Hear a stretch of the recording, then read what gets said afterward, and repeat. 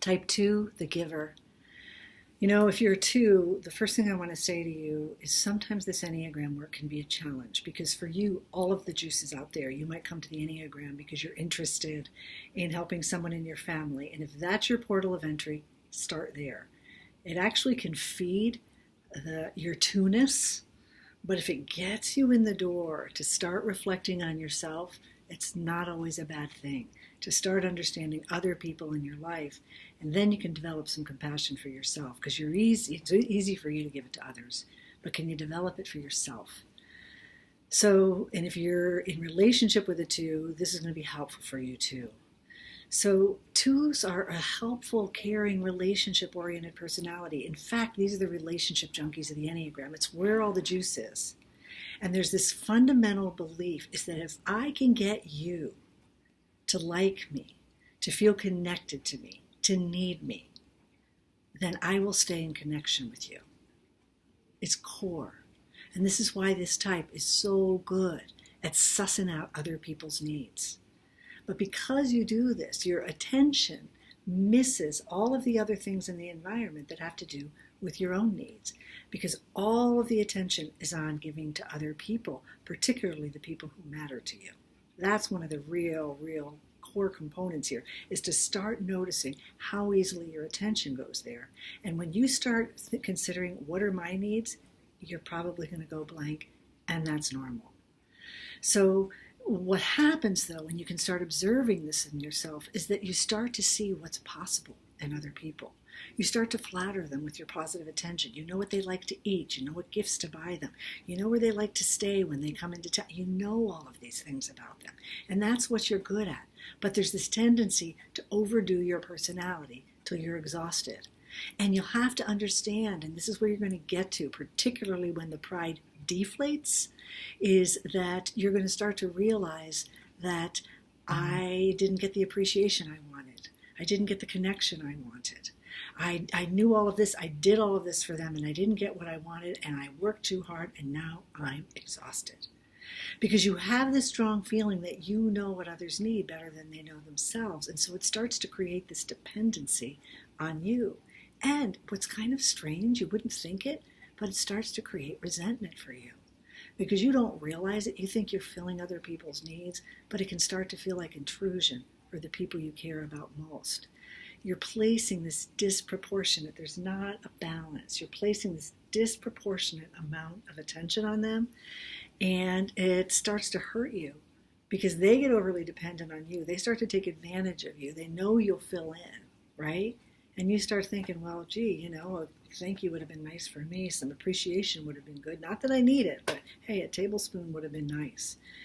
And that's why on my website for the 2s I have a balloon, because the balloon of pride inflates because you learn that, I know what other people need, and I know what makes you happy, and it feels really good when I get that hit of appreciation. But it deflates when they start to go somewhere else, when they start to where it feels almost like leaving you in some way, where they become interested in their own thing, they practice their own self-care, and you think, well, isn't that great for you? What about me? And you start to recognize that's the pride. It's that sense of power you feel, that inflation you feel from your own, and it's in your imagination, your own ability to know what they need before they need themselves. So what's your idealized self-image? I'm helpful. And what's going to be your avoidance? Your own needs. So that's your practice. And one of the things that's helpful to know is you have this defense mechanism called repression, and it acts to keep your conscious needs out of awareness. Talking about your own needs brings up anxiety for you. That's why it's so helpful to work with the breath practices, the exhale, because you've been repressing your needs for so long. When you start talking about your system's not wired that way yet. You have an incredible ability to tap into other people's needs. And that's a positive thing, but you overdo it. So you need to learn to slow down, spend time with yourself, and vulnerability is going to arise, and it's helpful to have somebody to do it with. Someone who can gently shepherd you and challenge you when you've done it again. Welcome to the human race. It's what we all do, regardless of our type. So what about if you're in relationship with a 2? Expect bigger emotions. When you see anger and when you see tears, that means there are these unmet needs, and 2s often don't know what they are because they're not always aware of the pattern. These hidden needs get expressed as excessive anxiety, overdoing. It's like this: I got to do, and then it's a crash. And if 2s are attracted to relationships with obstacles, it's hard for them to be in a relationship where somebody's totally self-sufficient, because then what am I going to do? How am I going to be helpful here, right? So they're attracted to relationship with obstacles, and there's a barrier that covers the confusion that surrounds actual intimacy, all right? Because intimacy means I can show you all of myself, my vulnerable self, with these needs and these parts of myself that can feel really insecure. And so it's like I'm embarrassed that I ever puff myself up so much, and people are going to find out. Criticism, rejection, failure kind of punctures the balloon. So also for 2s, recognize their belief that love is contingent on meeting your needs. So remind them again and again, I'm good and you matter to me. And it's going to make them uncomfortable. And that's their work, to build up their bandwidth for discomfort. And you might be in relationship with a 2. You might have someone and you're thinking, I don't experience them as super giving. I don't experience them as really generous. This can mean a couple of things. You could be not one of the people who are on their need screen, because it's select people that 2s give to, all right? Or it can mean you've upset them in some way and they're withholding.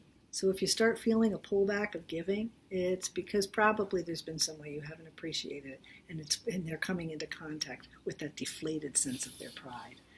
Your needs are out of their awareness when they get to this place, okay? Because they're feeling hurt, and in fact, they're going to withhold those needs.